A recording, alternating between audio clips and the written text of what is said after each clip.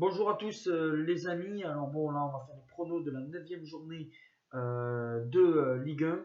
La 8e journée c'est quand même bien passé parce que j'ai eu 5 bons pronos sur 10, qui est quand même pas mal pour moi. C'est quand même 50%.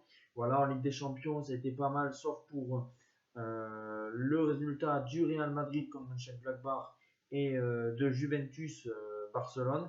Et là, on va faire les pronos de la 9e journée de Ligue 1, dont normalement il y aurait dû avoir un match qui était Lens-Marseille, plutôt Marseille-Lens au stade de Vélodrome. Mais comme il y a plus de 11 joueurs lensois qui ont le Covid, voilà, ben le match a été reporté à une date ultérieure, peut-être au mois de décembre ou au janvier. On verra ce match-là parce qu'avec Marseille qui a la Ligue des Champions, puis après le championnat, ça peut être compliqué. Mais sinon, il y a 9 autres affiches qu'on va essayer de pronostiquer, qui est un peu compliqué, parce que c'est de belles affiches, voilà, comme le Delhi, le Lyon. Et on est parti avec deux affiches du samedi, le derby breton entre Rennes et Brest, et je partirai sur un match nul 1-1 entre Rennes et Brest, parce que je pense que Rennes, voilà, l'accumulation de matchs, ils vont avoir du mal. En plus, à enchaîner les matchs, Ligue des Champions plus Ligue 1. Brest est quand même une bonne équipe. Voilà, je pense que même s'ils sont sur un revers 3-0 contre Strasbourg la semaine dernière, si je me souviens bien, je pense quand même que Brest peut aller chercher un point à Rennes.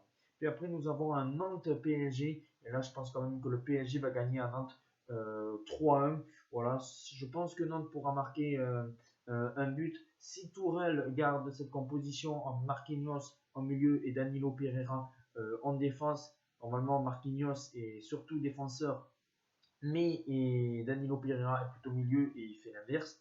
Mais ça, bon voilà, c'est lui qui décide. Mais moi, je ne comprends pas pourquoi il met pas les joueurs à leur poste.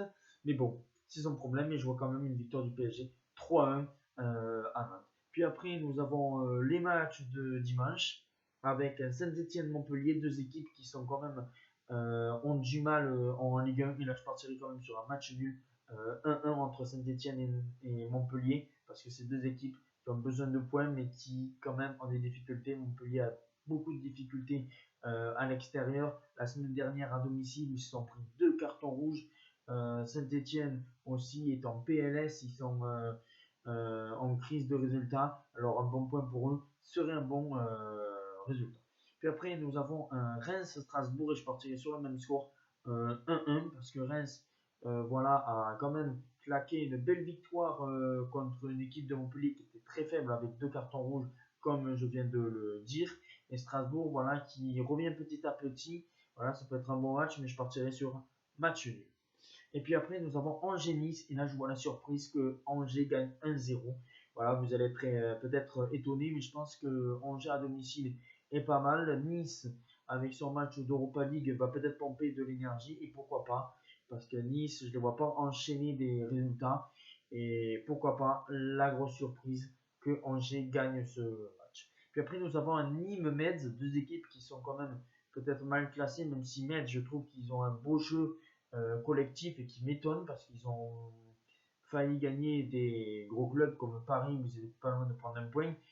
Voilà, Marseille. Et je pense que Metz peut faire une bonne saison et peut-être pas lutter pour le maintien, mais pourquoi pas entre la 10e et la 15e place. Alors je pense que je verrai une victoire de Metz 2-1 contre Nîmes.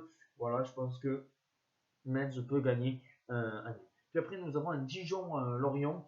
Alors bon voilà, Lorient qui aurait pu prendre un point la semaine dernière contre Marseille. Dijon qui est en PLS total, bon voilà, qui sont en manque de résultats. Mais je pense que dans le contenu, Dijon peut prendre un point à domicile face à Lorient sur un score de 1-1.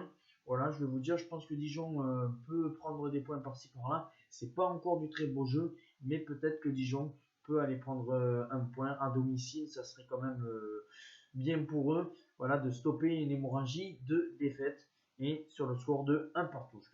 Puis après, nous avons Monaco-Bordeaux. Alors, Monaco qui a été quand même très bon, à vrai dire, c'est assez compliqué de décrire le match contre Lyon de la semaine dernière parce qu'ils avaient été très bons en possession de balle, mais catastrophiques en défense. Voilà, ils ont eu un manque d'efficacité. Si Monaco s'améliore en défense, ils peuvent faire de très bonnes choses dans cette Ligue 1 face à des Bordelais qui ont été pas mal aussi. Mais bon, je pense quand même que Monaco va s'imposer 2-1 à domicile contre Bordeaux, même si Bordeaux a fait de très bonnes choses la semaine dernière. Mais bon, je pense quand même que Monaco devrait s'imposer, pourquoi pas encore un but de Ben Yedder qui enchaîne les buts, excusez-moi. Et puis après, le choc du dimanche soir, où là on va voir si Lyon est capable d'aller chercher ce podium, c'est contre Lille, qui est pour moi peut-être la seule équipe qui pourra tenir le rythme au Paris Saint-Germain, et je peux retirer sur un match nul spectaculaire 2-2, et voilà, et on verra bien. Voilà, si j'ai des cotes, là je mettrai peut-être un but de Mbappé pour le match dans le PSG, un but de Ben Yedder pour le match Monaco-Bordeaux, et entre Lille, Lyon, peut-être un but de Wilmaz qui enchaîne les buts, et peut-être de Memphis Depay. Dites-moi en commentaire vos pronostics pour les 9 matchs ou pour certains matchs. Voilà, et on se retrouvera très vite pour les pronostics de la prochaine journée de Ligue des Champions. Ciao les amis.